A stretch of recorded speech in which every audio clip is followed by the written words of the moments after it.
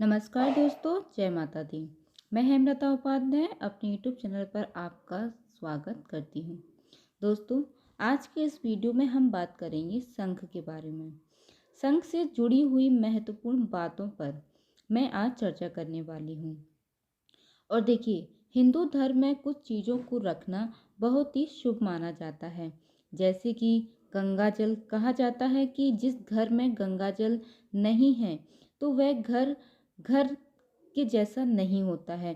दूसरी चीज़ रामायण, यदि घर में रामायण नहीं है तो ऐसा कहा जाता है कि जिस घर में रामायण नहीं है तो वह घर भी घर नहीं, शमशान के समान होता है।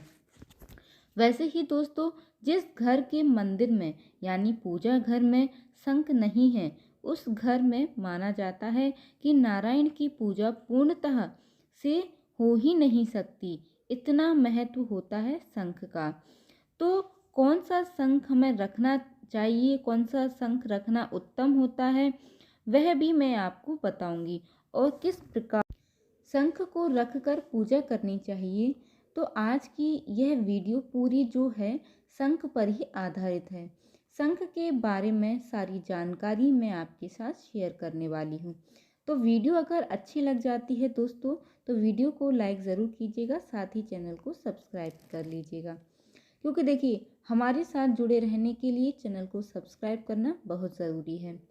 तो चलिए, सबसे पहले हम बात कर लेते हैं कि कौन सा शंख हमें पूजा घर में रखना चाहिए।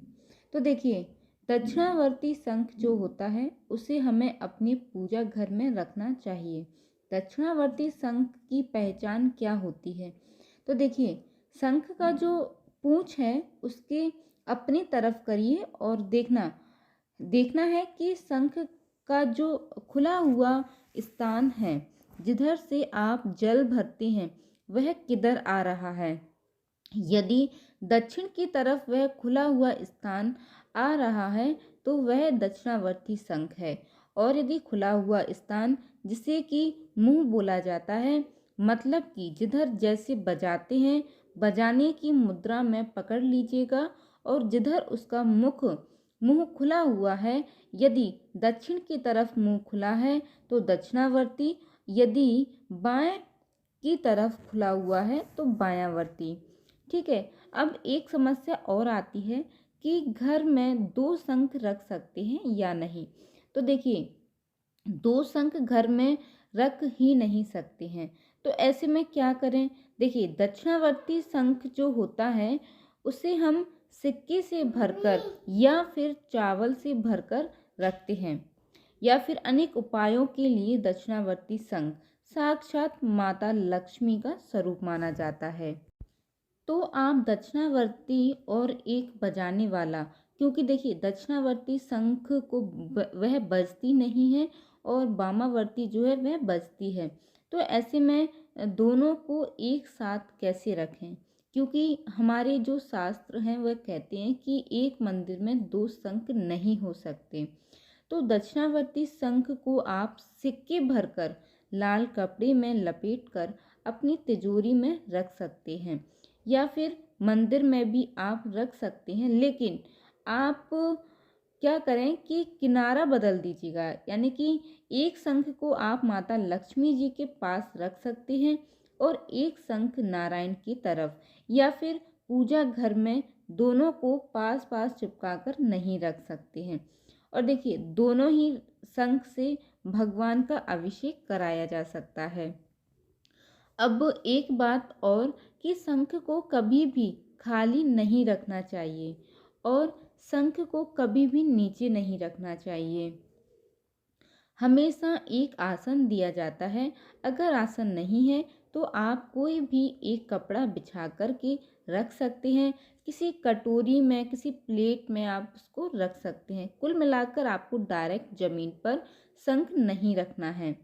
शंख को हमेशा, यानी पूंछ जो बजाने वाला भाग होता है उसे पीछे, और जो खुला हुआ भाग होता है, जो नुकीला वाला भाग जो होता है, उसे आगे की तरफ रखते हैं।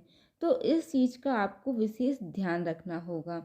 और हाँ, माता लक्ष्मी जी की पूजा में और भगवान नारायण की पूजा में शंख उतना ही अनिवार्य है जैसे कि कोई महत्वपूर्ण चीज़। मान लीजिएगा कि जैसे कि भगवान को भोग नहीं लगाया, ये बहुत बड़ी महत्वपूर्ण चीज़ होती है, उस प्रकार के शंख का होना बहुत ही अनिवार्य है। दोस्तों, हर किसी के घर में शंख यानी कि घर के मंदिर में शंख का होना बहुत ज़रूरी है। तो आप सभी अपने घर में, मैं ये नहीं कहूँगी कि आप 2 शंख रखिएगा, 1 शंख, दक्षिणावर्ती शंख आप अपने घर में यानी कि घर के पूजा मंदिर में ज़रूर रखिएगा। और जो भी उपाय मैं आपको बता रही हूँ कि दक्षिणावर्ती शंख में आप सिक्के भर के रखिएगा और चावल भर के भी आप रख सकते हैं। तो ये उपायों को आप ज़रूर करके देखिएगा। इससे क्या लाभ होता है आपको, ये आप स्वयं ही जान पाएंगे। और शंख को जब आप रखते हैं तो प्रतिदिन दीप धूप दिखाना बहुत ही अनिवार्य है। तो यह आप काम कर लीजिएगा। वीडियो अच्छा लगे तो वीडियो को लाइक ज़रूर कीजिएगा, साथ ही चैनल को सब्सक्राइब